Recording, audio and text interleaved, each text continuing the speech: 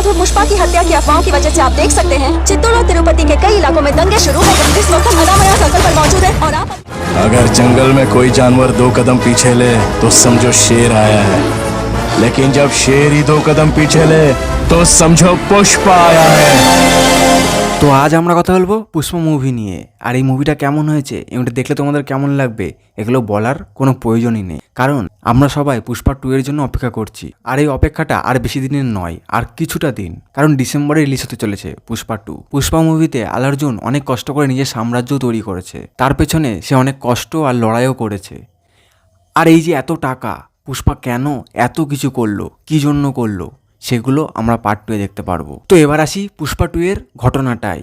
পুষ্পা 2তে আল্লু অর্জুন খুব বড় মাপের একজন চন্দন কাঠের ব্যাপারী হিসাবে নিজেকে তৈরি করে ফেলে, আর সেই পয়সা দিয়েই গরিব মানুষকে সে অনেক অর্থ দিয়ে সাহায্য করে। আর সব পুলিশ অফিসাররা তাকে অনেক গুলি মারে, আর সবাই ভাবে যে পুষ্পা মারা গেছে, আর সেটা জঙ্গলের একটা ক্যামেরা ফুটেজে দেখা যায়। আর শেষে কি হয় এটা দেখার জন্য যেমন তোমরা অপেক্ষা করে আছো, ঠিক তেমনই আমরাও অপেক্ষা করে আছি।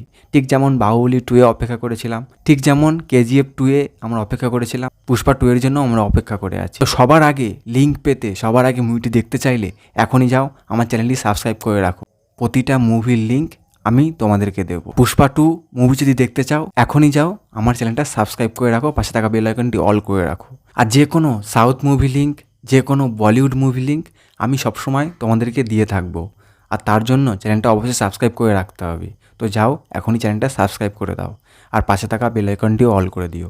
আজকের মতো এতটুকুই, দেখা হচ্ছে খুব তাড়াতাড়ি অন্য একটা মুভি লিঙ্ক নিয়ে।